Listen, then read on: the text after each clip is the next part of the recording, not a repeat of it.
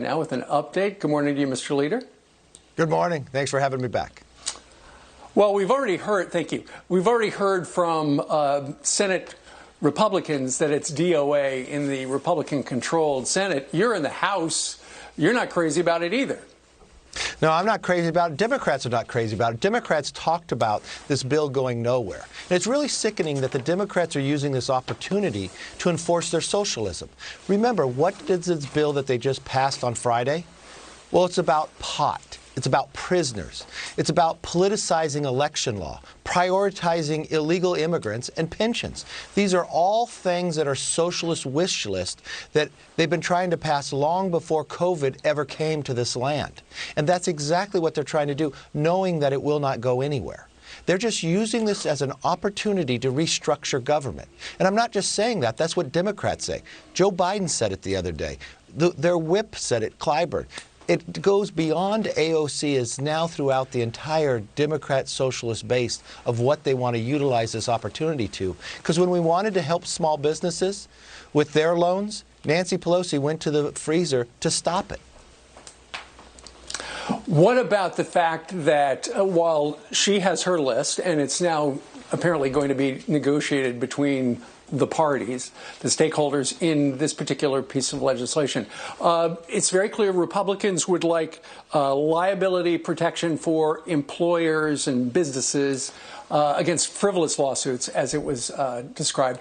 But the president would also like to see a payroll tax cut, which, you know, there are a lot of Republicans who don't really think this is the time to do that. No, that would help. That would keep more money in individuals' pockets. It would help business.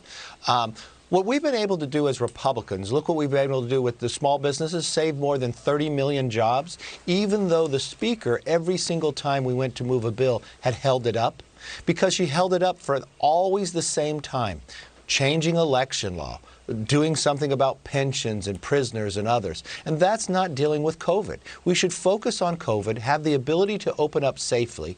She's not even opening up the Congress. The Senate is open, Starbucks is open, but not the House. We are essential. And the founders believed we should assemble. They'd be ashamed of what's happening right now. And now she wants to change how Congress works itself. And it's more than opening up a campus. It's bringing the voice of the American public back. Leader McCarthy, we've been covering this morning a New Jersey gymnasium that Governor Phil Murphy here in New Jersey has already said they can't open. But they are going to fly in the face. They're going to defy the governor's order because, and you can appreciate this as a former small business owner, you know, if they stay closed, which is what the state of New Jersey is telling them to do, they're going to just go bankrupt forever. There will not be any reopening because they simply will not have the money. Their dreams dashed. Can you appreciate what this guy and other people in other small businesses are facing right now? I can understand. When I was 20, I opened my first business. You put everything on your credit card. You were the first to work, you were the last to leave, and you're the last to be paid. You want to make sure you're able to do it in a safe manner. And that's why I believe we should look to the local communities to start making these decisions. I've watched the California governor where we are 4 states among ourselves, and it's different to each location. But he wants to make one blanket answer for all, and that does not work. Let's work through the locals to have the ability to do it in a safe manner, to be able to have business again. And I believe we can do that. We might have to adapt. We might have to change a few items, but we can open up safely, that individuals can start producing again, so we have an economy to come back to. Yeah, and for people who are watching right now, you know, they hear that the Republicans are against this new bill that would provide them unemployment for a number of months past the current legislation, plus they might also get another stimulus check. Republicans are going to try to help the people who are hurting right now. It just sounds like what you're saying, if it is not coronavirus related, forget it.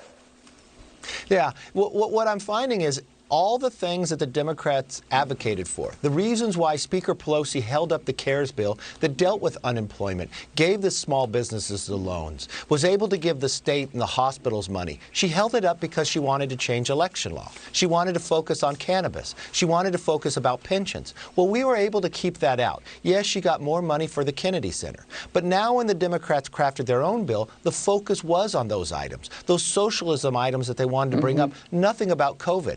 That is a waste of money, $3 trillion that never went through one committee. This was only written in Pelosi's office.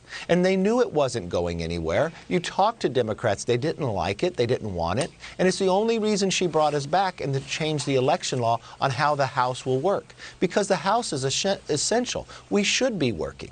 You have businesses across America that want to open again, and she keeps it closed to give her more power.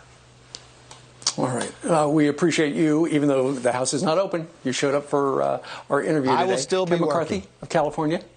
Thank you, sir, for joining us live. Thank you.